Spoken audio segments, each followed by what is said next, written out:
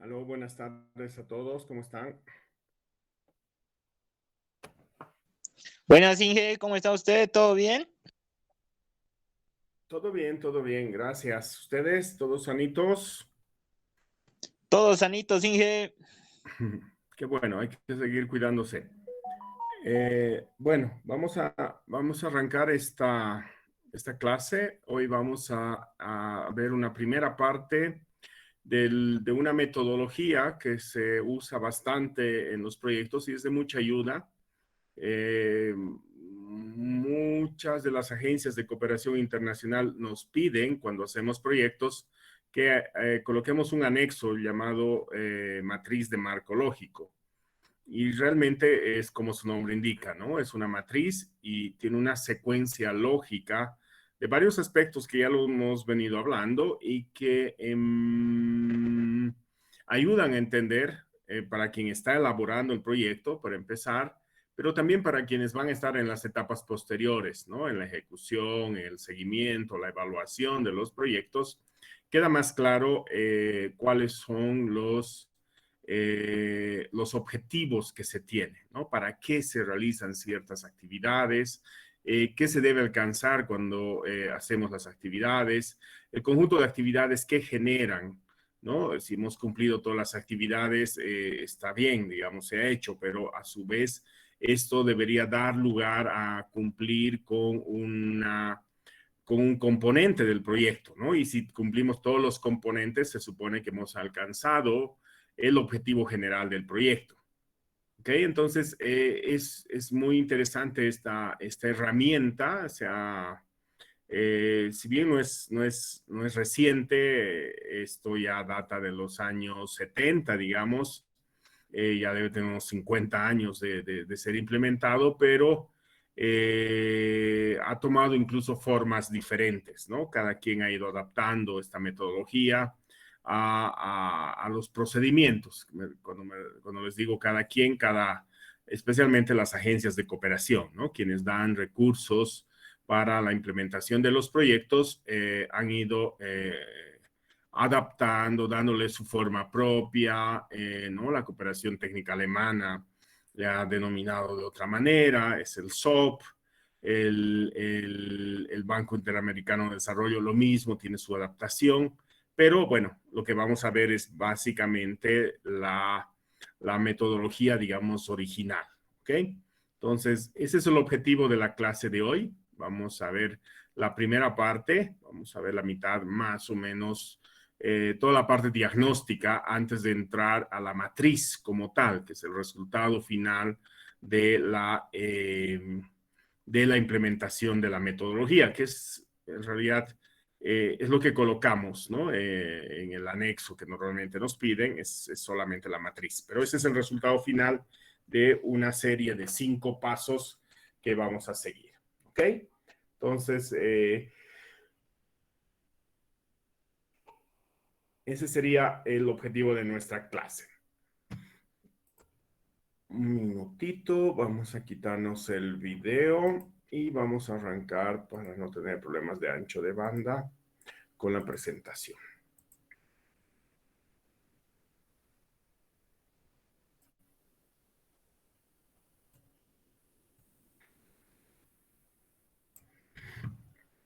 Ok, entonces,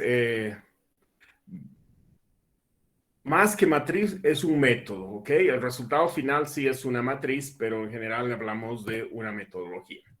Como les decía, esto no es reciente, esto data de finales de los 1969, cuando USAID, que es la Agencia de los Estados Unidos para el Desarrollo Internacional, que financiaba proyectos en ese tiempo de la Guerra Fría, en los años 60, 70, hubo mucha presencia de esta agencia de cooperación en América, especialmente, ¿no?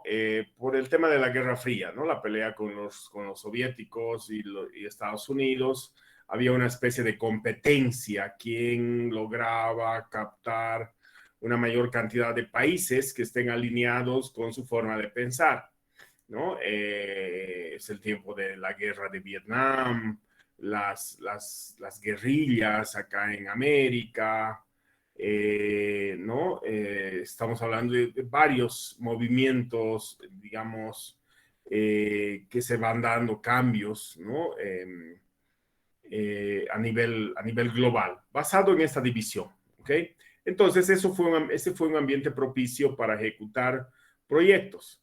Se ejecutaban proyectos, se gastaban los recursos, sin embargo, no siempre se alcanzaban los objetivos que se habían planteado, ¿no? Entonces, surge en ese momento, cuando verifican, ok, ejecutamos este proyecto, vamos a hacer caminos y puentes para reducir el tema de pobreza en el Chapare, por ejemplo, ¿sí? Toda la carretera al Chapare y los puentes fueron financiados por USAID en esa época, ¿no? Estamos hablando de los años 70. Entonces, cuando se verifica la carretera, efectivamente está, los puentes también de muy buena calidad, la carretera, todo aquello. Sin embargo, eso que era el origen del proyecto, alcanzar o mejorar el desarrollo de esa región, no se había conseguido, ¿no? Entonces, a partir de eso es que se replantea y se crea este mecanismo que permite realmente medir en qué medida se ha alcanzado el objetivo. Ya después, otras agencias de cooperación como el BID, la Cooperación Técnica Alemana, la GIZ, que se llama actualmente, la Cooperación Técnica, la Cooperación Española, AECIT, el mismo Banco Mundial, empiezan a adoptar, ¿no? Y gobiernos también, ¿no? Se pone de moda, digamos, esta metodología, ¿no? Adoptan el enfoque de marco lógico o la metodología de marco lógico. Algunas de estas adaptaciones desembocan en otras metodologías, ¿no? Por ejemplo, yo alguna vez hice el curso, trabajé con la Cooperación Técnica Alemana hace muchos años en un programa sobre energía acá en Cochabamba y hice cursos sobre esta metodología SOP, que es la versión alemana, digamos, de la matriz de marco lógico, ¿no?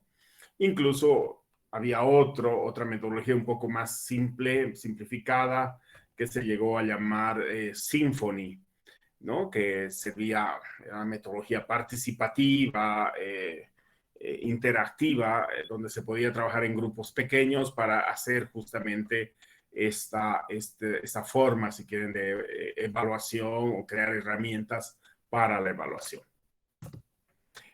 ¿Cómo se define a la metodología del marco lógico?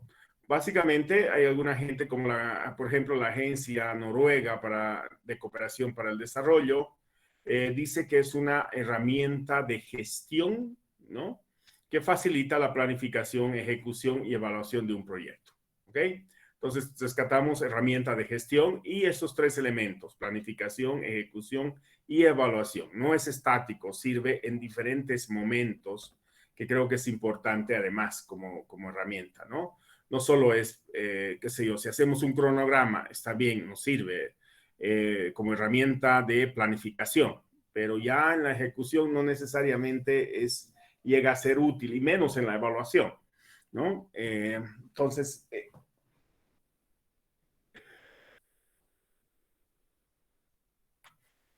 existen algunas restricciones de otras herramientas. Esta es bastante completa, esa es su gran ventaja. La GIZ o GTZ también, que se llamaba antes, ahora se llama GIZ, que es la Agencia de Cooperación Alemana para el Desarrollo, indica que es un sistema de procedimientos e instrumentos para la planificación de proyectos orientada a objetivos. Ok, acá toca un elemento que es importante, los objetivos. Todo proyecto debe tener un objetivo, ¿sí? Que se origina en la identificación del problema. Esa situación que es negativa, que es una situación problema que hemos visto al hacer el árbol de problemas, invertimos, ¿sí? Si antes era poco, ahora hay mucho. Si antes era insuficiente, ahora es suficiente. Lo que buscamos es esa situación positiva, ese se convierte en el objetivo, ¿no? Que exista suficiente desarrollo, suficiente movimiento económico o o en una situación problema que es una alta tasa de enfermedades respiratorias, que se vuelva en una tasa reducida, ¿no? Entonces el objetivo es reducir la tasa, ¿ok? Entonces aquí aparece este término de los objetivos.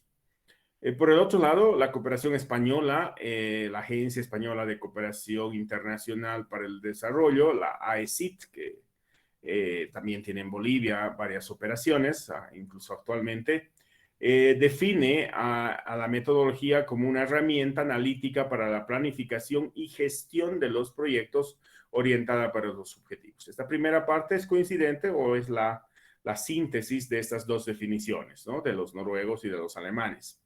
Pero además indica que se constituye en un método con distintos pasos que van desde la identificación hasta la formulación, y su resultado final debe ser la elaboración de una matriz de planificación del proyecto. ¿Ok? Ya aquí es cómo se construye, si quieren, esta segunda parte. ¿Ok? Definiciones interesantes que nos ayudan a entender de qué estamos hablando exactamente. Si queremos resumir, podemos decir que se trata de una metodología de planificación que permite conceptualizar, planificar, ejecutar y controlar un proyecto con un enfoque basado en objetivos.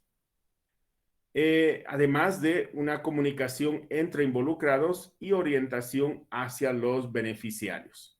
Ok, definitivamente acá se resume todo lo dicho en la lámina anterior, ¿no? Hablamos de objetivos, hablamos de la identificación, la planificación, la ejecución y la supervisión o evaluación de los proyectos, que son las etapas que sigue un proyecto, ¿verdad? Entonces toma todos esos aspectos y basada en los objetivos. Pero además se coloca este término de comunicación entre involucrados. Es decir, todos pueden manejar la misma herramienta, todos conocemos cómo se ha planificado, cuáles son los objetivos y todo aquello, todos apuntan, ¿no? El que está construyendo, el que está financiando, el beneficiario, se vuelve un elemento común, ¿no? Un elemento que todos pueden ir utilizando para hacer un control del proyecto. Por lo tanto, al ser fácil, ¿no? Al no ser muy complicado de entender, una matriz siempre facilita, ¿no? Una forma gráfica que facilita la comprensión. ¿Ok? Entonces, creo que podemos resumir o definir básicamente como esto a la metodología. Intentando colocar estos elementos de alguna manera en lo que sería el ciclo del proyecto, ¿no?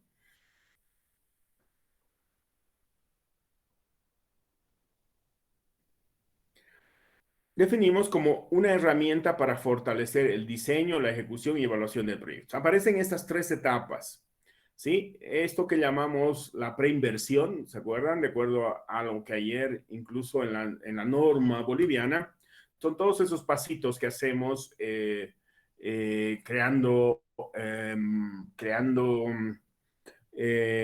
información suficiente como para poder evaluar el proyecto, ¿no? Que es la etapa previa a su implementación, que es todo el diseño, ¿no? O también preinversión que hemos hablado, ¿no? No importa si tiene 4 etapas o simplemente una etapa, como hemos visto ayer.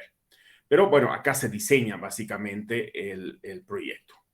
Esta metodología no solo se queda en esto, es decir, no solo es poner en papel porque nos piden y se acabó, ¿no? Esta herramienta sirve también cuando empezamos a ejecutar. Es decir, quien elabora el proyecto ya no está durante la ejecución, normalmente es otra empresa que se hace cargo de ejecutar, ¿no? Entonces sirve también para orientar los objetivos. No es una herramienta técnica, es decir, no vamos a ir al tornillo como tal. Estamos yendo más bien al concepto del proyecto y a los objetivos del proyecto. ¿Ok? Porque a veces confundimos el proyecto como la suma de tornillos, postes, aisladores, cables, etc. ¿Sí? Esa es una parte del proyecto, es la ingeniería del proyecto, pero el proyecto no es solo eso, ¿no? Hay análisis de mercado, hay evaluación, hay, qué sé yo, análisis de involucrados, hay varios otros aspectos que comprenden un proyecto como tal. Entonces, en la ejecución también se puede usar la matriz de marco lógico como resumen, ¿no? Y finalmente, después de implementado el proyecto, 1, 2, 3 años después, necesitamos evaluar si lo que hemos planteado realmente estamos consiguiendo. Obviamente, el día de la entrega del proyecto no vamos a ver si la gente está asistiendo, si ha mejorado su calidad de vida. Esto se mide tiempo después, ¿ok? Entonces, un proyecto es válido, en la medida que se cumplen los objetivos que se han plantado, ¿no? Entonces hay una etapa de evaluación, normalmente llamamos la evaluación ex post, quiere decir después de, ¿no? Después de haberse ejecutado, implementado, y en este momento se hace esta revisión, ¿ok? Planteamos estos aspectos, estas serán las actividades, estos serán los componentes, este era el objetivo principal, ¿no? Y esta era la meta que se pensaba alcanzar, este es el fin. Entonces se verifica si se logró realmente, ¿no? Entonces abarca todas esas etapas, ¿no? Si bien se hace en el diseño, pero es válido durante la ejecución y también durante la evaluación del proyecto. ¿Para qué sirve? Bueno, creo que de alguna manera ya lo hemos dicho, ¿no? Es una herramienta, es una de las más importantes, ¿no? Que ha logrado condensar de alguna manera todos estos aspectos y se utilizan para diseñar y planificar los proyectos y se compone de 5 pasos metodológicos, ¿ok? Queda bien definido. Algunos lo hemos comentado ya, hemos aplicado incluso la identificación de problemas, por ejemplo, ¿no? Es parte, se creó junto con la metodología esta, ¿ok? Entonces, ¿en qué consisten esos 5 pasos? En algunos libros van a encontrar más que estos 5 pasos, ¿no? Hay algunos que hablan de hasta 10 pasos y demás. Vamos a ir a la versión, digamos, más clásica de la metodología del marco lógico. El primer paso es el análisis de los involucrados, ¿ok? Acá ya nos dice, hay personas que son parte del proyecto. Y no solo son parte en el sentido de que se benefician, todo proyecto también genera perjuicios a alguna gente, ¿no? El que vayamos a construir una línea de media tensión, ya les hablaba, sí, va a mejorar al llegar a algún lugar, instalarse un transformador, hacer la red de baja tensión y la gente tener acceso a la energía eléctrica, seguro que mejora su calidad de vida, ¿no? Va a tener menos problemas respiratorios, menos problemas en los ojos, va a estudiar más, va a poder hacer una actividad económica, va a tener mejores ingresos, un montón de cosas, ¿sí? Eso es de quienes se benefician. Pero en el camino, en el recorrido del proyecto, hay gente que lamentablemente que para plantar los postes han tenido que ser perjudicados, ¿no? En el recorrido que se ha hecho de la línea, se tiene que plantar postes al lado de la carretera, no se puede plantar en medio del camino. Entonces hay un terreno que pertenece a alguien que cultiva maíces y que por este efecto se ve perjudicado, ¿ok? Entonces, esa persona también está involucrada, es parte, tiene que ser considerada, ¿no? Posiblemente gente de toda la región que no necesariamente se beneficia, no les llega a sus comunidades, pero como se genera empleo, ¿no? Hemos visto entre las actividades de la ingeniería de un proyecto de extensión de redes la perforación de los huecos para colocar los postes. Se requiere normalmente o se usa normalmente mano de obra local. Entonces, toda la gente se ve beneficiada, es un beneficio para toda la gente. O alguien que alquila su terreno para almacenar los postes, o alquila su casita para que la gente haga su campamento y viva durante el tiempo de implementación del proyecto, también se beneficia.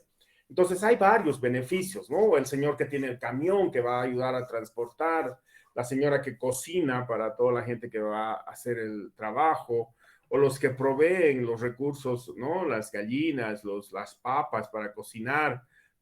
hay un beneficio general, ¿ok? A todos se los debe involucrar.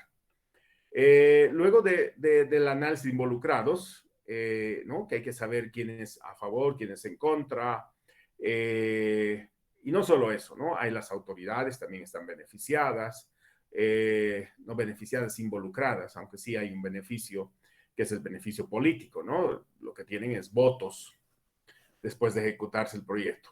Luego, con ellos mismos se logra hacer un análisis del problema o de los problemas, ¿sí? Se plantea, a ver, es un problema normalmente de desarrollo.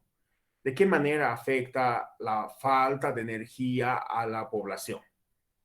¿Ok? Entonces hay que analizar todas las dimensiones del problema. Y si efectivamente todos ven como un problema, porque a veces nos encontramos con una cuestión que es crítica, ¿no? Qué sé yo, el encargado de la ONG que está facilitando todo este trabajo, tiene un direccionamiento, quiere ejecutar un proyecto de cierta manera, porque, no sé, porque estaba en su planificación del año hacer todo esto.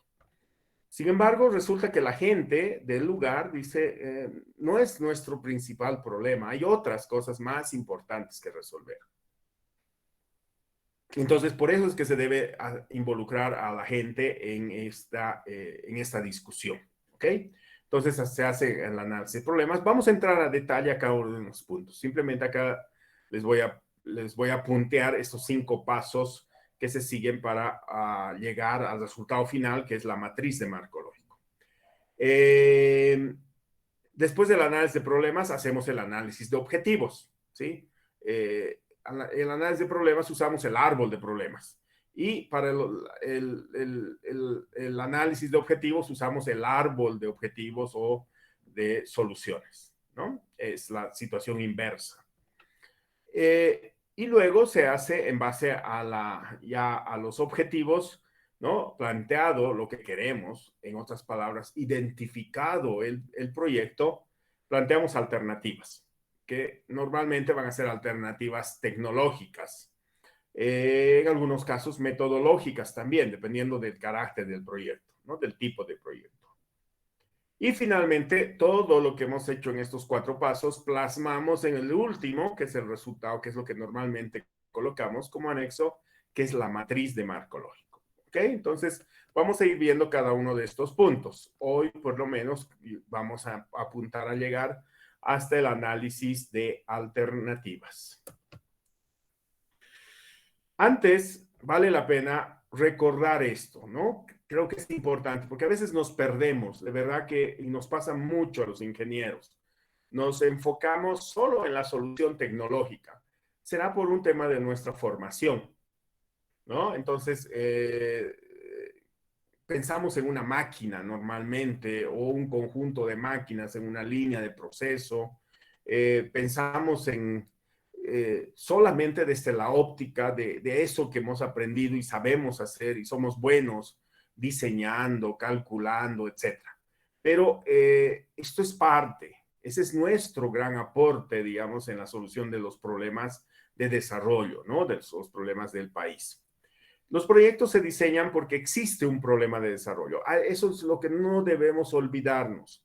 No hay un proyecto si previamente no se ha identificado un problema.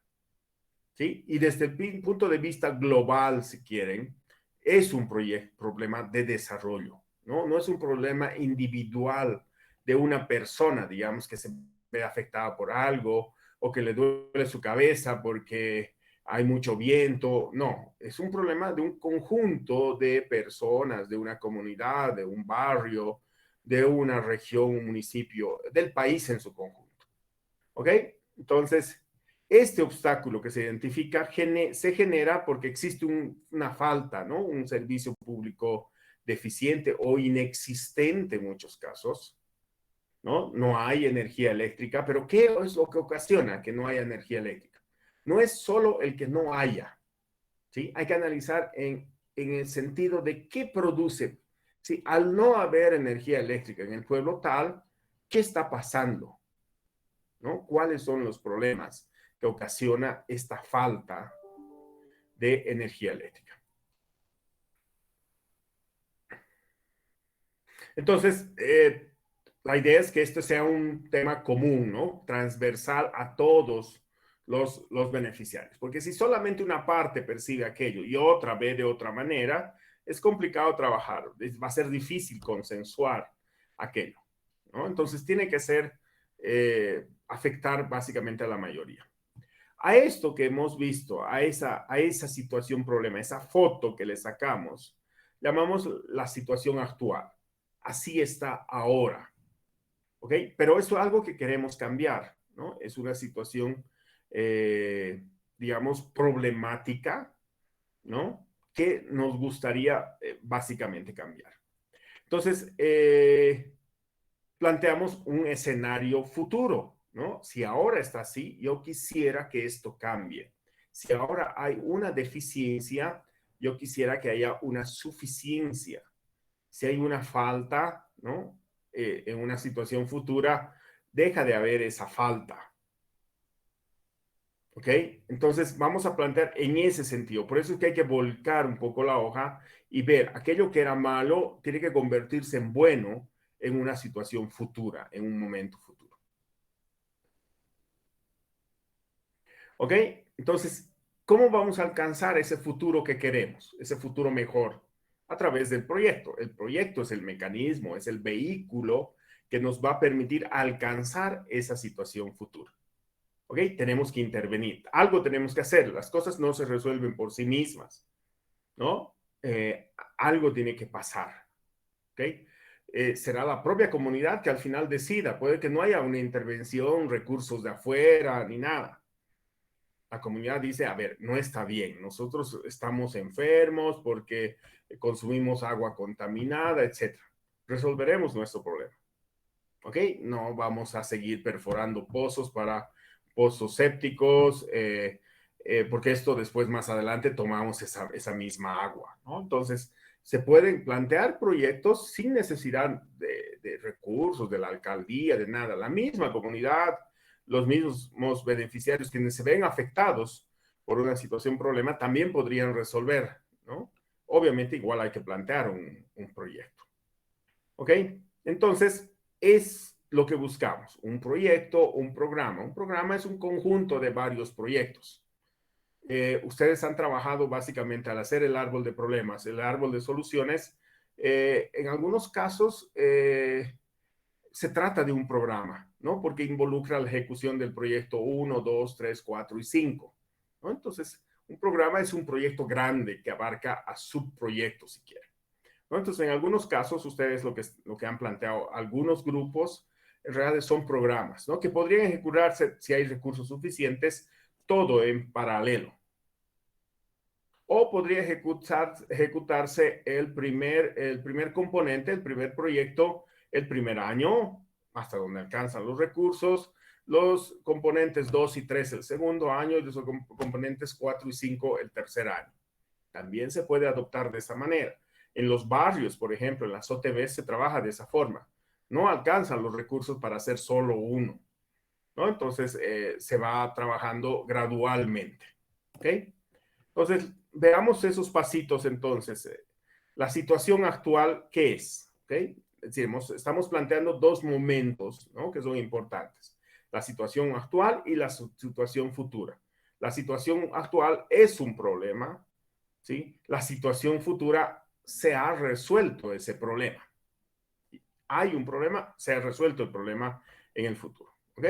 Entonces, en la situación actual, hacemos básicamente un diagnóstico de lo que está ocurriendo. ¿En base a qué? En base al análisis de los involucrados, ¿no? Y el análisis de problemas. De esos 5 pasos que hemos visto que tiene la metodología de marco lógico, 2 corresponden al análisis de la situación actual, ¿no? El análisis de involucrados y el análisis de problemas. A través de esto, mediante estos 2 pasos, vamos a identificar y tener claridad del problema. ¿Ok? Entonces, cuando hablamos de análisis de involucrados, de alguna manera los tenemos que haber identificado. Y esto pasa por ir al lugar, conocer. No podemos trabajar desde el escritorio.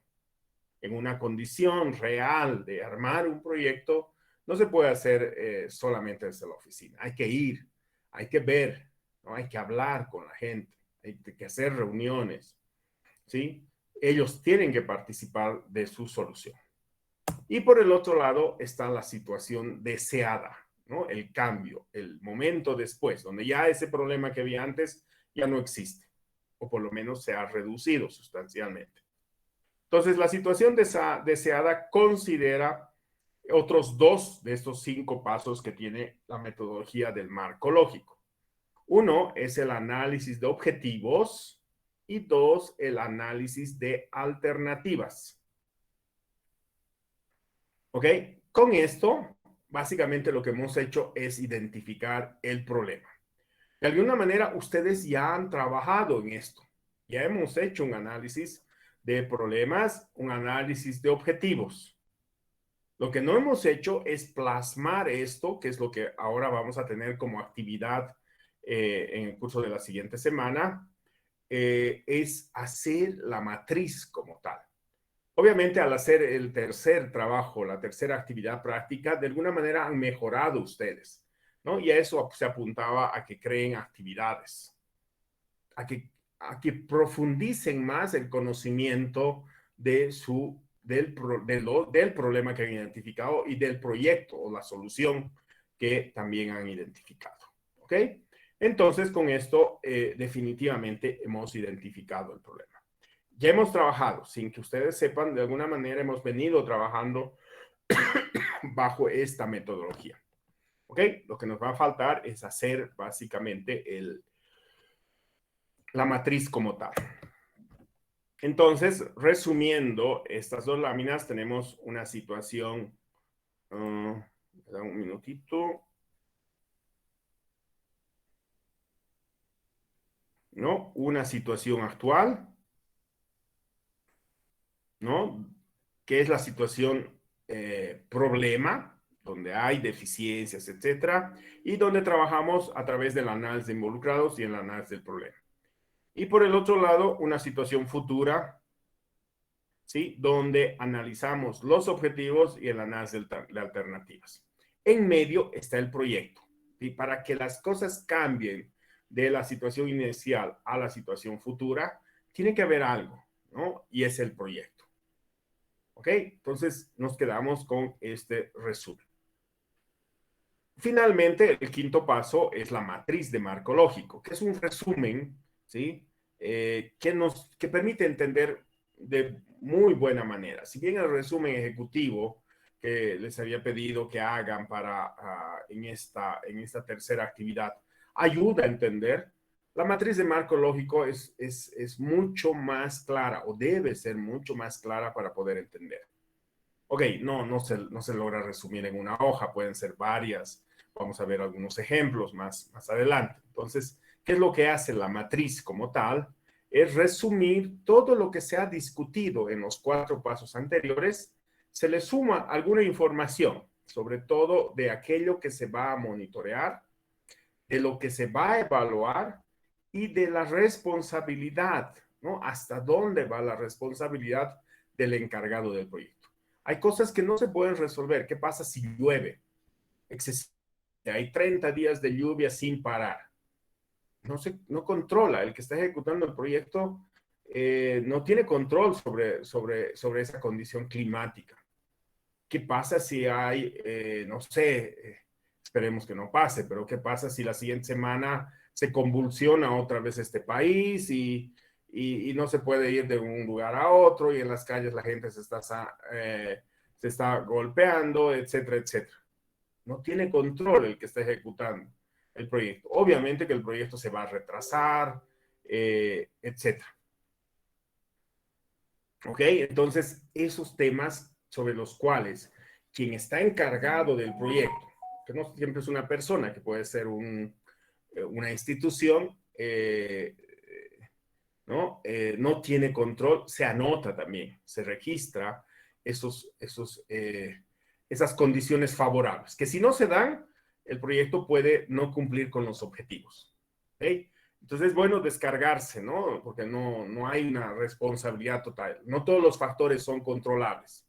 Hay factores que sí se deberían controlar en la etapa de identificación del proyecto y elaboración del proyecto, se deberían, ¿no? Hemos visto la análisis de riesgos, por ejemplo, si vamos a riesgos producidos por el cambio climático. Entonces es posible que haya una riada, estamos cerca al río, entonces es probable.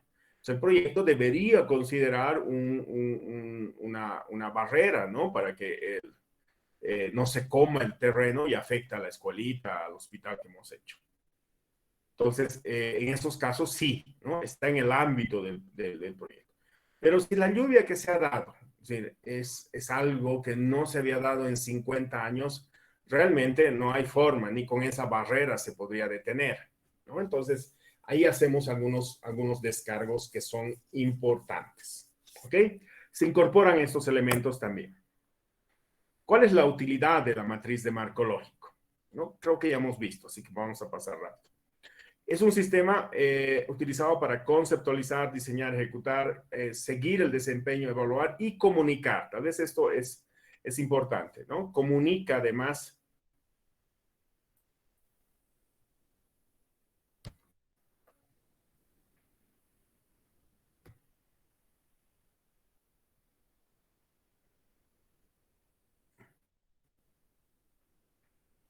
Esto, ¿no? Comunica información fundamental sobre el proyecto de manera resumida. ¿Ok? Es lo que conseguimos a través de la matriz como tal. ¿Ok? Después, que nos proporciona también elementos para estructurar el proceso de planificación, ¿sí? Para planificar mejor. ¿Ok? Si encontramos estos riesgos, si faltan algunos elementos. Hay unas preguntas, hay unas lógicas, ¿sí? En el momento de construir la matriz que debemos preguntarnos, ¿no? Algo que ya les decía, ¿es suficiente si yo hago esto, esto, esto y esto? ¿Es suficiente para alcanzar este componente, para tener este componente? Si no es suficiente, hay que seguir colocando, habrá que colocar más actividades. Pero si es suficiente, ok, ahí la paramos, ¿no? Entonces, esas preguntas lógicas, que es un if, ¿no? Es un si es suficiente, es bueno, nos aporta en eso esta metodología, ¿no? Nos permite preguntar, ¿no? Pero no solo hay una secuencia lógica o una lógica horizontal, sino hay una lógica también vertical.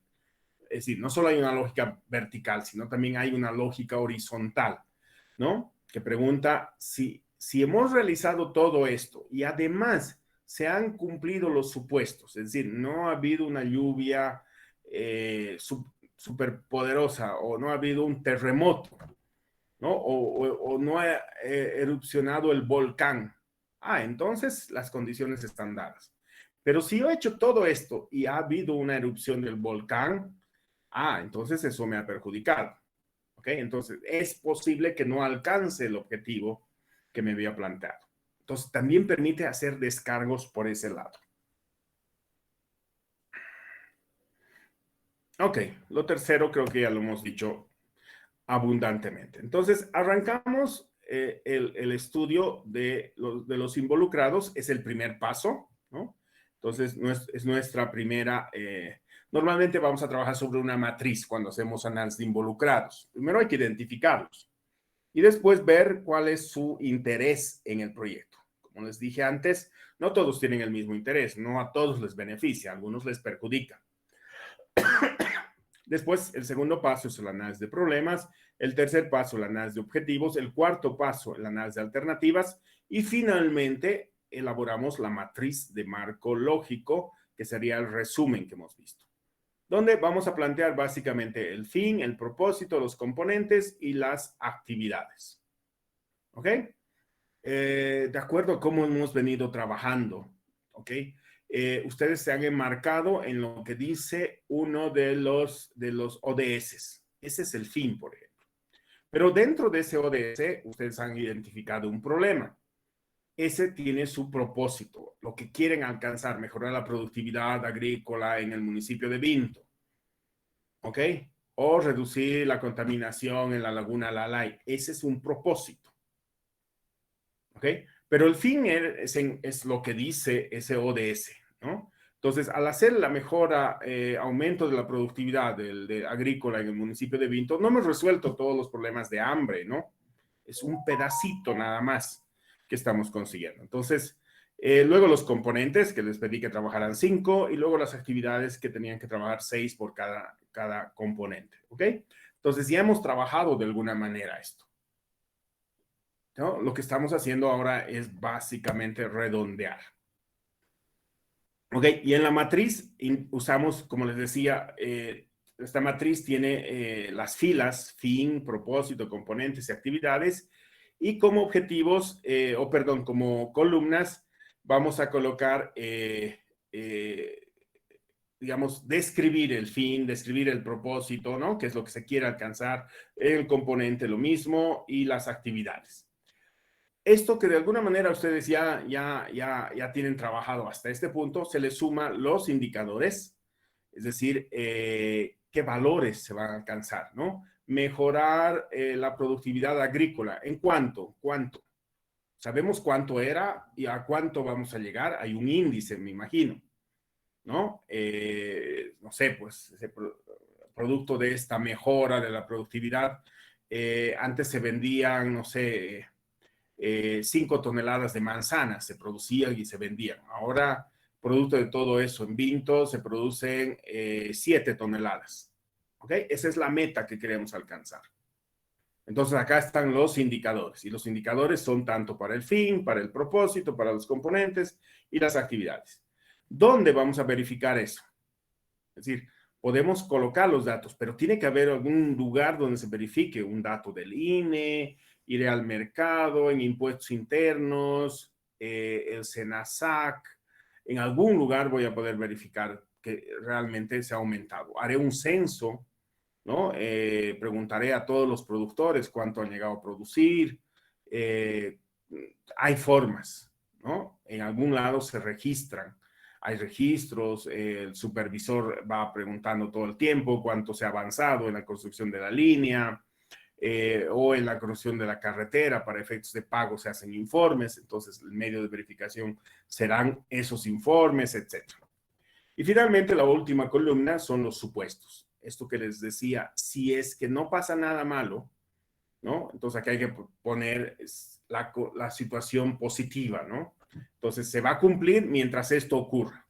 Pero si sale de esto, si no hay estabilidad política, si las lluvias exceden no sé cuántos milímetros por metro cuadrado, no sé, pueden haber problemas, ¿no? Hay riesgo para el proyecto. Entonces, el resumen lo hacemos básicamente de esta manera. Acá solo les muestro esto para no quedarnos sueltos sobre los 5 pasos, aunque vamos a seguir viendo los diferentes pasos. Ok, veamos entonces el análisis de involucrados. En este paso se identifican los grupos de actores que son parte del proyecto, directa o indirectamente. ¿Ok? No se descuida, no solo, como les decía hace un rato, no solo son los que se benefician. Y el beneficio es directo, ¿no? Es decir, si es que construyo una línea, ¿no?, de media tensión, obviamente va a llegar a un lugar la media tensión, se va a colocar un transformador y después 700 metros a la redonda puedo llevar redes y atender a todos. Ok, si alguien está a 1000 metros, no voy a beneficiarle a esa persona, ¿no? No es un beneficiario directo, pero puede ser indirecto en la medida que esa persona puede trabajar en el proyecto, ¿sí? El esposo puede hacer los huecos porque es una época en la cual ya se ha sembrado en el terreno y están creciendo los maíces, así que no hay mucho que hacer. Puede trabajar la esposa haciendo trabajos, no sé, de cocina para atender o vendiendo la comida a todos los trabajadores, etc. Esos son beneficiarios indirectos.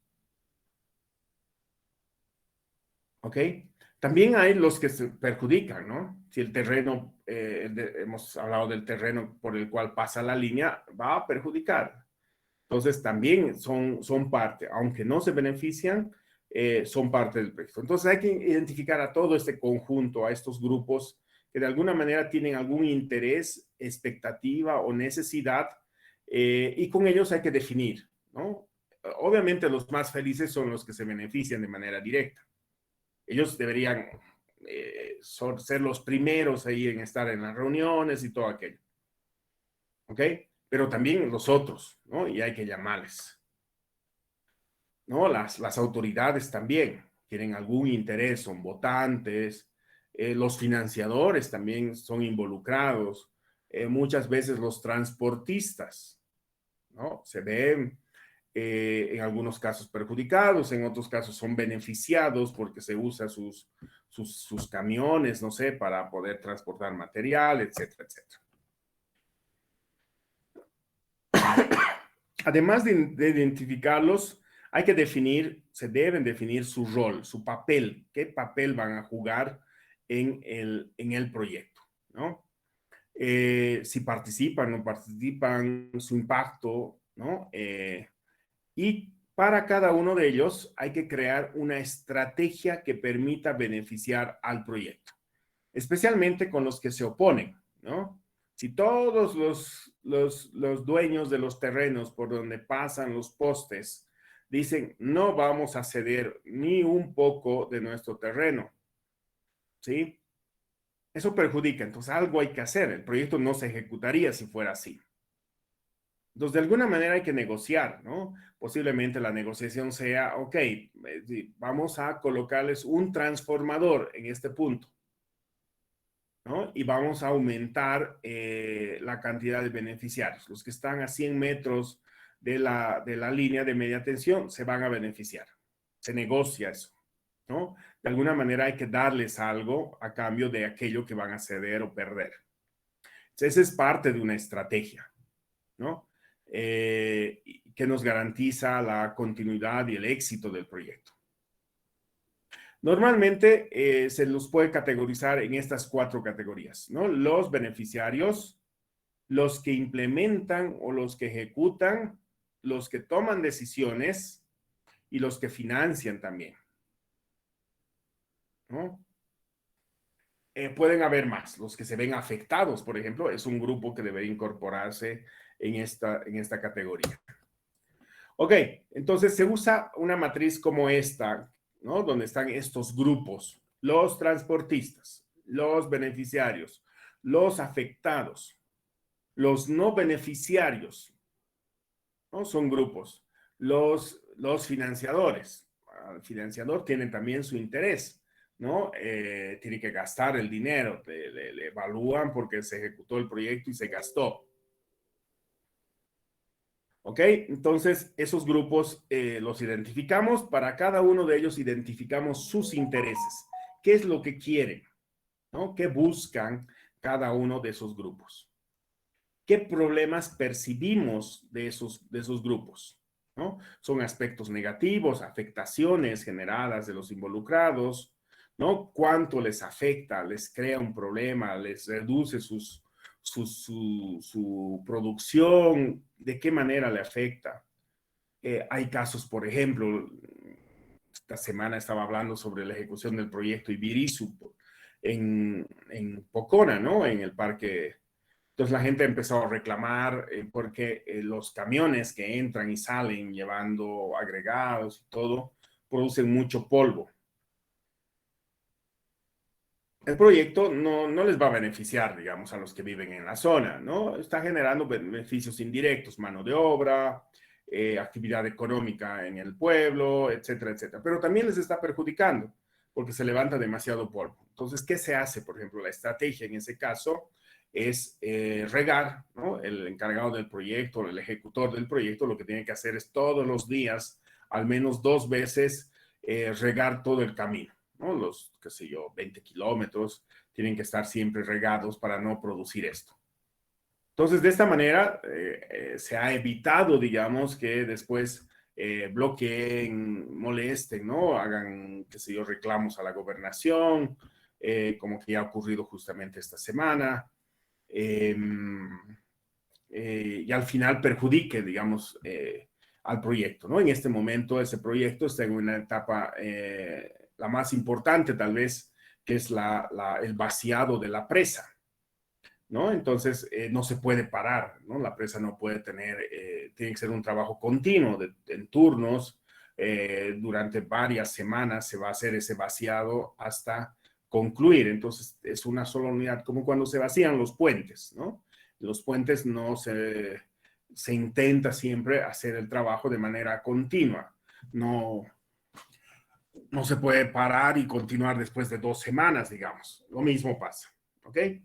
Entonces, se analizan los problemas y también los mandatos y recursos, ¿no? Mandatos se refiere a la autoridad formal que el grupo de involucrados tiene para cumplir una función en el proyecto. Es decir, qué es lo que harían en efectivamente el proyecto, ¿no? Y los recursos, vamos a entender, un minutito.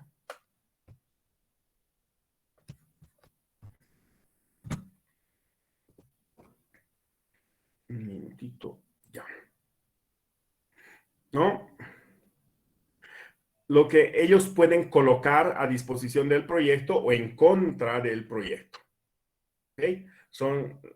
Es lo que pueden originar a favor o en contra del proyecto. Entonces, en función de esto, de este análisis que se hace, uno básicamente lo que tiene que definir son las estrategias. Ahora, esta es una actividad dinámica, ¿no?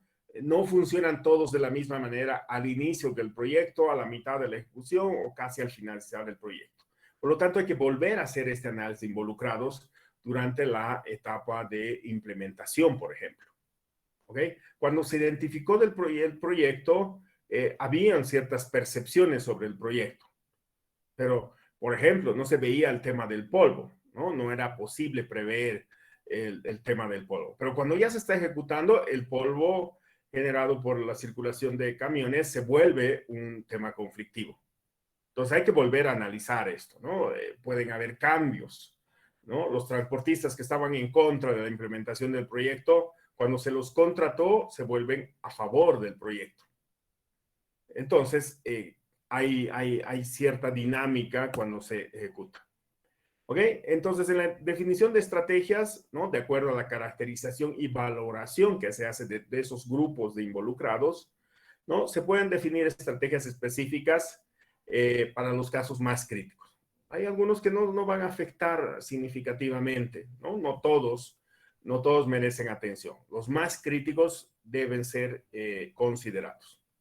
Entonces, una estrategia básicamente es un plan de acción, ¿no? Que se determina conscientemente, se planifica, se escribe para abordar una situación específica y resolverla. Es decir, ¿cómo voy a resolver? ¿No? Como en este caso, el polvo regando. ¿Okay? Esa es la estrategia. Me evito de ese problema de la gente. ¿Cómo resuelvo el tema de, por ejemplo, afectación de algunos terrenos? ¿No? Habrá que pagarles una indemnización, ¿no? Habrá que comprar los terrenos si no son muy críticos. El proyecto San José, por ejemplo, ha comprado un montón de terrenos. O el proyecto Colpana ha acabado comprando todos los terrenos donde están los generadores eólicos. El proyecto fotovoltaico de Uyuni, un montón de hectáreas ahí cerca de Uyuni, la alcaldía se ha encargado de resolver, los ha expropiado, ¿no? Y la alcaldía en algunos casos ha pagado, otros eran terrenos que no tenían dueño, era el Estado el dueño, entonces no había problema. ¿Ok? Las estrategias pueden ser diferentes, ¿no? Por ejemplo, para el caso de Colpana, no era, posiblemente en otros lugares no se compra el terreno, se alquila, se paga un alquiler, ¿no? Entonces, en muchos casos es suficiente negociar de esa manera. Las estrategias que se elaboren deben orientarse a lograr un control de los involucrados, es decir, que no se opongan especialmente, ¿no? Aquellos que se ven afectados o se sienten afectados.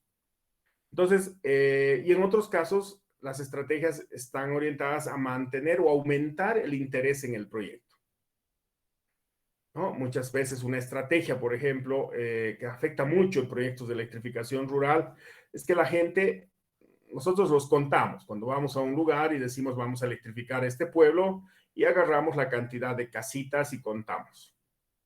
Si no se hace un buen estudio de mercado, no sabemos si tienen capacidad de pagar o no. ¿no? Lamentablemente así se hacen los proyectos, ¿no? La gente, hasta el topógrafo es el que hace al dibujar, al hacer la hoja de destacado, identifica cuáles son las casitas. ¿Ok? Pero nunca tocan la puerta y le preguntan, a ver, señor, vamos a hacer un proyecto vamos a traer la electricidad a su pueblo. ¿Está usted interesado? ¿Está dispuesto a pagar? Tiene toda la información. Cada mes le vamos a cobrar, consuma o no consuma, 21 bolivianos, más o menos, que se paga ahora. Entonces, muchos no saben, ¿no? Y el momento ya de ejecutar el proyecto, resulta que se ha concluido el proyecto, se ha instalado todo, se ha hecho la inauguración. Ahora la gente tiene que conectarse y para eso tiene que pagar, ¿no? Primero tiene que hacer su instalación interna, pagar la acometida a la empresa distribuidora, son como 800 bolivianos entre derechos, medidor, todo aquello. Y no tiene la gente. Entonces, ¿qué se hace en ese caso? Se promueve, ¿no? Se va y se toca la puerta de la GIZ y se les pide que nos regalen medidores. Ya, ¿no? De los 800 hemos salvado 160 bolivianos porque así cuesta más o menos un medidor y ya, se ha reducido, ¿no? La GIZ últimamente apoya bastante con ese tema de medidores. Entonces, hay que ver de qué forma se les ayuda, ¿no? En vez de que vengan ellos hasta la ciudad, a la oficina en las heroínas de Elfec, más bien llevar a un empleado de Elfec que vaya casa por casa y les diga, estos son los requisitos, necesito su carnet de identidad, necesito que firme este formulario, necesito que haga esto, aquello, etcétera. ¿No? Esa es una estrategia para involucrar más a la gente. Ya sabemos que son beneficiarios, pero no todos responden a la misma velocidad. Nos interesaría que a la semana de haber concluido el proyecto, todos estuvieran conectados. Y es mentira, el primer año apenas el 30%. El segundo año sube al 70% y en el último año, en el tercer año, recién alcanzamos al 90%. Y siempre hay un 10% que no quiere conectarse porque o no tiene plata o simplemente porque no quiere. ¿Ok? Entonces, esas cositas hay que analizar porque sí afectan al proyecto, ¿no? Al éxito del proyecto. ¿Sí? Que el día que va el viceministro a inaugurar y ve que solo 5 casas tienen acometida y el resto de las 20 casas no tienen luz, es incómodo, ¿no? Es decir, no cumple su función ese proyecto. Es algo que se ha hecho mal. ¿Ok? Entonces, en la definición de estrategias, para cada uno de los grupos de involucrados, vamos a llenar esto, ¿no? Intereses y lo que vamos a hacer con ellos. Los vamos a contratar, les vamos a organizar una parrillada, ¿no? A los transportistas, no sé, vamos a regar el camino, vamos a promover, hacer talleres de promoción del uso de los beneficios de la electricidad, ese tipo de cosas que tenemos que ir haciendo en esta matriz, para cada uno de los involucrados más importantes. También hay otros casos que son una persona, ¿no? Entonces no es tan crítico el tema de afectación de una persona. Ya les decía, este es un ejercicio dinámico, ¿no? No es que se acaba, se hace una vez y no se repite más, ¿no? Entonces hay que actualizar este análisis de involucrados, tiene que haber una persona encargada en todo proyecto. Normalmente no somos los ingenieros somos un medio chakras para hacer este trabajo. Entonces mejor contratar a alguien que sabe, ¿no? Hay gestores sociales, gente que ha estudiado estos temas, ¿no? Abogados en algunos casos, sociólogos, antropólogos, que conocen de esto, saben manejar a la gente. Entonces, mejor tener en el grupo de ejecución del proyecto una persona que sepa hacer todo esto.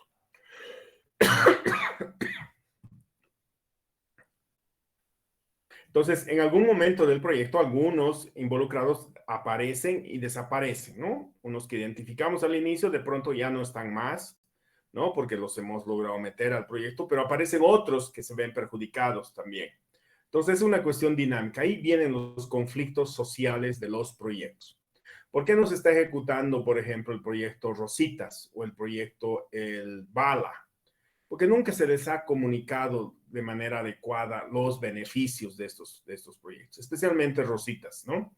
El Bala ya es una cosa más crítica, la afectación al parque Madidi y todo aquello, es muy crítico.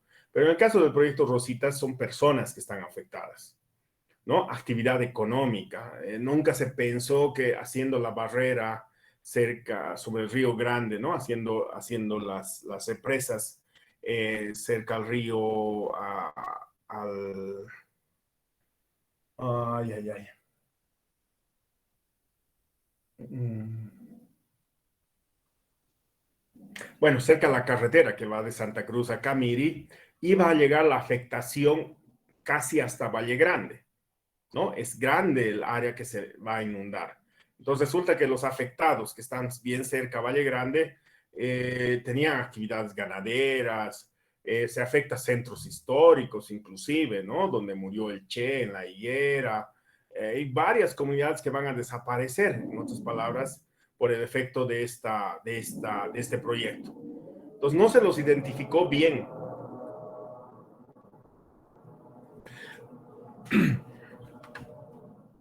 Entonces ese ha sido el grave error de ese proyecto.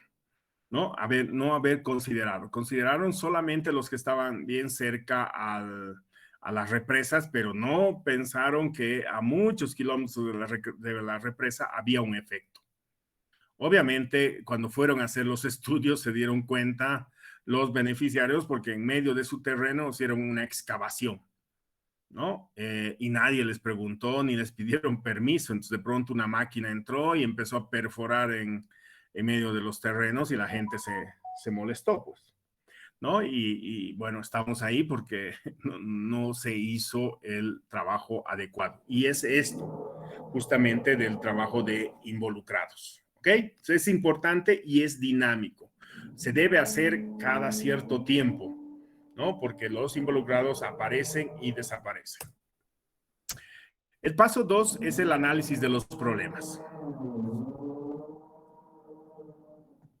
Ay, algún vecino está perforando su pared. Vamos a intentar continuar. El paso 2, después de haber analizado a los involucrados, habernos reunido con muchos de ellos, especialmente los que se benefician, identificamos los problemas. ¿Ok? Y con ellos hacemos un análisis de la situación actual, ¿no? Que es la situación problema, aquello que impide el desarrollo. ¿Ok? Se identifican los principales problemas. Esto creo que ya ustedes lo han ido haciendo, ¿no?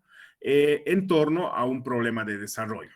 El problema de desarrollo ha sido dado para cada uno de ustedes, ¿no? Tiene que ver con la ODS que se les ha asignado. Y las relaciones causa-efecto. Entonces, en cada uno de los lugares que ustedes han identificado, hay un problema, ¿no? La productividad agrícola del municipio de Vinto, la contaminación de la laguna Lalay, los incendios en el parque Tunari, el tema de accesibilidad al Internet, todos los aspectos, ¿no? Los 10 que ustedes han ido identificando. Entonces, además ustedes al construir el árbol de problemas han verificado, han visto las relaciones de causalidad, es decir, cómo afectan al problema principal, ¿no? ¿A qué se debe? Hemos visto que son las raíces, lo que está hacia abajo, las causas para que se dé el problema principal. La productividad en el municipio de Vinto se ve afectado por falta de mecanización agrícola y todo aquello que ustedes han ido encontrando, ¿ok? Y también por el otro lado las consecuencias, aquello que vemos en las ramas, ¿no? Aquello que es más visible, que es lo que vamos a usar también para medir. Lo que veíamos cuando se daba una situación problema, también lo podemos ver cuando ya tenemos la solución, cómo cambia. Entonces, en base a eso se crean los indicadores. ¿Ok? Entonces, usamos la metodología del árbol de problemas, ¿no? Y como les decía, este es un método participativo. ¿Ok? No es precisamente una asamblea donde se vota, sino más bien es donde todos se manifiestan y una persona que está encargada de moderar va recogiendo todas esas manifestaciones y las va agrupando. Muy rara vez en estos métodos participativos se llega a hacer votación, normalmente no, ¿no? Más bien se llegan a consensos. Por eso es que es importante tener a alguien que sabe de estas metodologías que ayude a encontrar estos consensos. Todos pueden opinar, todos participan y no es que hablan, porque después en las asambleas se impone el que más grita y no es esa la idea en estos casos. ¿No? Entonces, se escribe un problema de desarrollo, ¿no? O problema principal, qué sé yo, la falta, la no productividad en el municipio de Vinto, ¿no? O la productividad reducida, voy a agarrar el problema, o los altos niveles de contaminación de la laguna Lalay. ¿Ok? En torno a eso vamos a discutir, no vamos a salir básicamente de eso. ¿Por qué? Porque puede ser que el financiador nos dijo que tenemos que trabajar ese tema, o porque es un área priorizada en la planificación, el Plan Nacional de Desarrollo o el Plan Municipal. ¿Ok? Entonces, hay algunos indicadores por los cuales estamos llegando a ese lugar. No estamos yendo a ciegas tampoco, ¿no? No estamos yendo a preguntar, comunidad qué sé yo, de Falsuri, ¿qué quisieran, qué proyecto quisieran tener? Y ahí van a surgir miles de ideas, ¿no? Normalmente no hacemos eso, sino ya estamos con alguna predefinición. Por cualquiera de las razones que les indiqué, existe algo. Entonces, en torno a ese problema de desarrollo, se van analizando las causas, ¿no? Y se las va agrupando y de eso sale básicamente, identificamos los subproblemas o los componentes que originan ese problema principal. Entonces, podemos ir bajando incluso, ¿no? Si es muy amplio ese problema, esos subproblemas o componentes, podemos seguir bajando en caso necesario. Nosotros nos hemos quedado con un primer nivel solamente, ¿no? Como ejercicio. Sin embargo, esto puede ser complejo, mucho más amplio, dependiendo además del grado de participación de las personas, ¿no? Si son dinámicas y aportan y generan ideas y las pueden escribir también, porque ese es la otra característica de esta metodología, es que hay que escribir, no es hablando, sino es escribiendo, ¿no? Entonces dan papelitos con un marcador, las cartulinas normalmente, y el moderador va colocando y preguntando, ¿no? ¿Consideran que esto está bien o esto está mal? Porque hay gente que escribe también cosas que no corresponden. Entonces se van quedando las más importantes. Si se repiten, se queda solo con una idea o un cartón y después se prioriza, ¿ok? Siempre preguntando a todos, ¿no? Y luego se trazan líneas con flechas que apunten a las causas, hagan la relación causa-efecto, ¿no? Es básicamente el árbol que es el que estamos haciendo, ¿ok? Entonces, el problema central y las causas que están o componentes que nosotros hemos identificado. Los efectos son cómo vemos nosotros, cómo se manifiesta básicamente. Entonces, esto ya ustedes lo han trabajado, así que no vamos a entrar en el detalle, ¿ok? Y del árbol, ¿no? Del árbol de problemas, nosotros pasamos al árbol de objetivos. Ya hemos visto esta relación que tenemos, ¿no? Donde el problema central se vuelve en el objetivo general. Las causas directas son los medios directos o los componentes directos. También podemos hablar de causas indirectas o medios indirectos. En algunos casos, dependiendo de la magnitud del problema central, vamos a entrar al análisis de los medios o las causas indirectas, ¿sí? Pero esto depende cuán grande y cuántos recursos también tenemos, ¿no? Si hay los suficientes recursos, el proyecto puede ser tan amplio como nos permita la plata que tenemos. Normalmente tenemos restricciones presupuestarias y por lo tanto no es posible abarcar todo de una sola vez, ¿no? Entonces hay que priorizar muchas veces o parcelar y trabajar una parte en un año, otra parte en el otro año y así sucesivamente. ¿Ok? Entonces esa va a ser la relación. ¿Por qué trabajamos sobre el árbol de problemas o por qué adoptamos esta metodología? metodología, porque nos permite tener una visión compartida de los problemas de la comunidad. Es decir, todos buscamos un consenso sobre los problemas. La idea es que no haya una división, ¿no? Al trabajar en esta metodología es que todos pensemos de la misma manera. ¿No? Que no se imponga a alguien porque grita más o porque vota o porque tiene capacidad de convencer al resto, sino porque realmente todos ven estos problemas, se identifican. Entonces, la idea es discutir, discutir, discutir hasta llegar a un consenso. ¿Sí?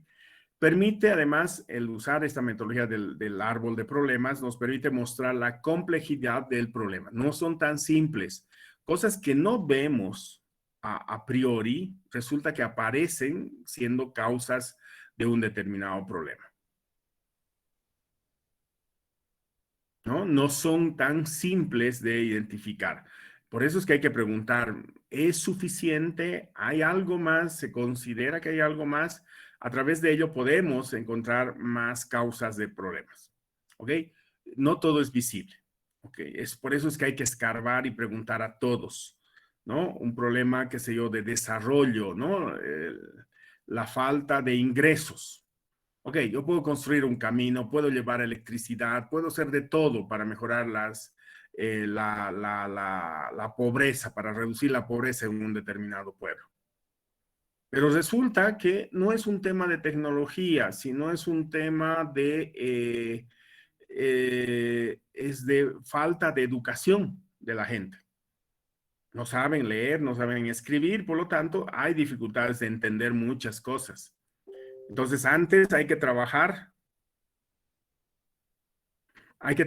en este tema de resolver los problemas de educación, ¿no? Antes incluso de llevar de infraestructura y demás, se tiene que hacer esto previamente. Entonces no es tan visible y la gente tampoco va a decir, ¿no? Soy pobre porque no tengo educación. Entonces van a buscar soluciones más bien no sé, tener semillas, tener tractores, tener un camino para sacar sus productos, pero hay problemas o problemas de salud también, ¿no? Que afectan. Entonces se debe analizar integralmente, ¿ok? Nos sirve de guía para la gestión de los resultados de la intervención, es decir, especialmente esta parte. Perdón. Todo esto nos sirve de guía cuando ya porque hemos visto el efecto, ¿no? La gente se muere, la gente va a la escuela solamente hasta los 10 años. Cuando vayamos a resolver, cuando tengamos el árbol de objetivos, se supone que todo esto ha cambiado. La tasa de mortalidad ha bajado. Entonces vamos a medir a través de esos elementos. ¿Ok? Entonces no hay que descuidar, no solo es ver las raíces, atacamos las raíces, pero vemos lo que ocurre en las ramas, ¿no? Lo que está visible nos permite medir, ¿no? La gente los niños van a la escuela y acaban en bachillerato, ya no abandonan a los 10 años. ¿Ok? Luego nos proporciona una referencia objetiva para la ejecución y coordinación de acciones entre los diferentes agentes involucrados. ¿Ok? Todo lo que hacemos tiene que acabar siendo objetivo, ¿no? No hay nada oculto, no hay nada que uno interprete de una manera y el otro interprete de otra forma. En ese sentido, hemos dicho que es una herramienta que lo puede usar cualquiera. Por eso tiene que ser simple, porque lo puede entender el beneficiario, el financiador, que es un gringo, el técnico de la alcaldía, el técnico de la gobernación. Todos deben poder entender esta herramienta, especialmente la matriz, que es el resumen, pero también en este análisis del proyecto.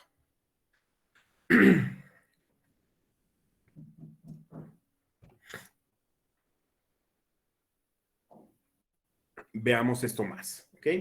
El paso 3 es el análisis de objetivos. Creo que de alguna manera ya lo hemos dicho. Es básicamente como un método, es pasar, ¿no? Del árbol de problemas al árbol de objetivos. Ustedes de alguna manera ya lo han hecho.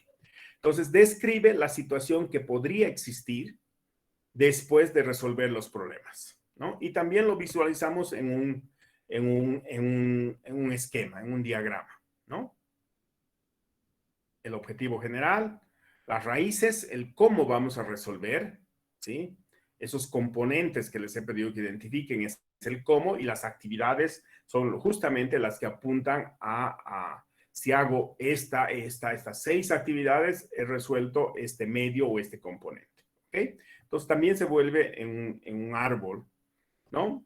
¿Qué tiene estos 3 pasos? ¿No? Seleccionar el problema que está en el nivel más alto, el problema central, y se vuelve el objetivo general del proyecto.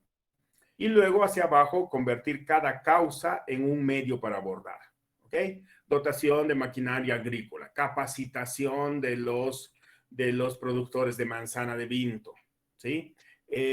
Facilitación de mercados, ¿no? Organización de una feria podría ser un componente. Después, dotación de plantas, ¿no? O mejoramiento de las plantaciones, fumigaciones, no sé. Son diferentes componentes para conseguir exactamente lo mismo, el problema de aumentar la productividad del agrícola en el municipio. ¿Ok? Entonces, el medio es el que resuelve estas causas que se tiene. ¿Ok? Le hemos llamado componentes en nuestro caso. En el árbol de problemas están escritos de forma negativa, pero cuando pasamos al árbol de objetivos son condiciones favorables, ¿no? Aquello que era falta, no tenemos maquinaria, ahora sí tenemos maquinaria. No tenemos capacitación, ahora sí tenemos capacitación.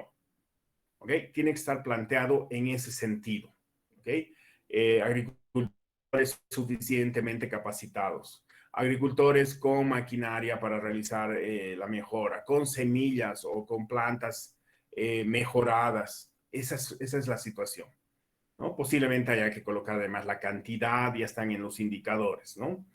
Cuando hagamos la matriz misma, vamos a decir 80% de los agricultores fueron capacitados, 50% de los agricultores del municipio cuentan al menos con una o dos herramientas para mejorar su proceso productivo. ¿Okay? Y el último, se revisan todas las relaciones, por si acaso, ¿no? Siempre preguntándonos si hay algo más que se podría hacer o si falta algo. ¿Okay? Este es un ejercicio un poquito iterativo, ¿no? Se debe hacer algunas vueltas para llegar al final a la conclusión, para que no quede un proyecto incompleto. Que si hemos fallado, no hemos alcanzado el fin, es porque nos habíamos olvidado que tal cosa. Eso no puede haber, ¿no? Tiene que abordarse todos los aspectos que no queden sueltos, ¿no? Que la capacitación que era importante o es importante no se vuelva en el factor de falla del proyecto. ¿Ok? Entonces también trabajamos en forma en forma de matriz. Creo que nos va a dar para terminar esto más. Hagamos el esfuercito, ¿no? Y ya la clase del martes le vamos a dedicar exclusivamente a la matriz de marco lógico. El análisis de alternativas, ¿ok? Es el cuarto paso de los 5 que tiene esta metodología. Básicamente es la identificación de uno o más medios que representan estrategias para dar la solución. Nosotros especialmente vamos a ver como estrategias o alternativas, digamos, tecnológicas, ¿no? Ya hemos hablado varias veces. Para resolver la falta de acceso a la energía eléctrica en una comunidad, hay varias alternativas, ¿no? Desde extender la red, colocar un motor a diésel, hay un río, entonces colocamos una pequeña central hidroeléctrica, y si no hay suficiente radiación y colocamos paneles. Si queremos más energía, hacemos un sistema híbrido con una pequeña red donde combinamos paneles solares con, con un generador diésel. ¿Ok? Entonces partimos del árbol de objetivos. Es decir, para cada uno de esos componentes hay que analizar si hay o no hay alternativas. No siempre, no estamos obligados. En la metodología, por ejemplo, en el manual, el MEPER, el manual que les he puesto en la bibliografía, el manual para la elaboración y evaluación de proyectos de electrificación rural, Se plantean algunas alternativas, ¿no? Unas alternativas tecnológicas, pero en algunos lugares realmente no existe la posibilidad. Si no vamos a poner que en el sillar vamos a colocar paneles solares. No es una alternativa porque no existe esa posibilidad, ¿no? Físicamente no funciona. Entonces ahí es mentirosa esa alternativa. Hay que tener cuidado con eso, ¿no? Las alternativas tienen que ser viables. Y después se aplican filtros. De alguna manera hay que ir reduciendo cosas como esta. No hay radiación, listo, no se usa. No se puede hacer una hidroeléctrica porque no hay un río al lado cerca del pueblo. Listo, no hay. No podemos usar generación diésel porque es muy lejos. El transporte es complicado, no hay camino, etc. ¿No? Entonces, vamos descartando aquellas que no son realmente viables. Una forma objetiva de descartar muchas veces es calcular un indicador, ¿no? ¿Cuánto cuesta? Entonces, las soluciones más caras, las alternativas más caras, las podemos desechar. Entonces, ¿qué criterios se usan? Los intereses de los beneficiarios. Me ha pasado muchas veces esto, ¿no? He ido a un pueblo con un proyecto y la idea era colocar paneles solares. La gente ha dicho, no nos interesa, no, gracias. Queremos más energía. Listo, contra ese argumento es imposible hacer algo. No queremos 5 kilovatios hora al mes, necesitamos al menos 50 kilovatios hora al mes, porque tengo actividad productiva, tengo un motor, no sé qué. No hay otra, ahí descartamos la energía solar, ¿no? Los recursos financieros disponibles también es una forma de descartar. ¿Cuánto dinero hay para ejecutar el proyecto? Porque podemos querer líneas trifásicas en alta tensión, todo eso, pero no hay suficientes recursos, no hay financiamiento para eso. Entonces hay que adecuarnos a lo que existe también. Los resultados de estudios económicos, ¿no? Como les decía, los costos es un buen elemento para reducir. Esta alternativa cuesta 1.000.000, esta otra 800.000, esta 500.000. Ok, vamos a descartar las más caras. Y los intereses y mandatos de las entidades ejecutoras también, ¿no? Algunos financiadores dicen, yo no financio centrales térmicas. Por ejemplo, el BID piensa de esa manera. Nada con energía nuclear. Ok, entonces ya, si la plata va a venir del BID, no voy a hacer un proyecto que implique usar gas, ¿no? Para generar electricidad, ni diésel, menos nuclear. Tendrá que ser entre hidroeléctricas, eólicas o solares. ¿Por qué? Porque el que me da la plata, ¿no? Me dice eso. En otras palabras, el que pone la banda escoge la cueca, ¿no? Han debido escuchar aquello. Ok, ¿cuáles son las etapas para la selección de alternativas? Identificar las alternativas es importante. Definir criterios para escoger, ¿no? De esos criterios anteriores hay que colocarlos y aplicar los filtros. ¿Sí? Finalmente, determinar una o más estrategias para el proyecto. Si recuerdan, esto también está en las metodologías que hemos visto en la clase anterior. ¿No ve? Las alternativas es parte, ¿no? En el estudio de identificación trabajábamos sobre todas las alternativas y en el TESA solamente con la que resultaba ser la mejor. ¿Ok? Se aplica de alguna manera a esto que está descrito en la matriz de marco lógico. ¿Ok? Y se hace este análisis, ¿no? Se pueden poner costo, probabilidad de éxito, costo-beneficio, horizonte de tiempo, riesgo, ¿no? La vida útil también puede ser un factor. Todo lo que consideremos en filas y las diferentes alternativas. Entonces se colocan estos datos de cuánto nos cuesta, cuál es la probabilidad de éxito, la relación costo-beneficio u otros criterios también se podrían colocar y al final se llega a un resumen y nos quedamos con una sola. Esa es la conclusión de esta fase. ¿Ok? Entonces también trabajamos con una matriz para hacer esto. Ok, con esto hemos concluido y ese era el objetivo. Exactamente hemos llegado a 45 y hemos cubierto la mitad, digamos, de lo que es esta parte. El martes vamos a continuar exclusivamente hablando de la matriz como tal. ¿Está bien?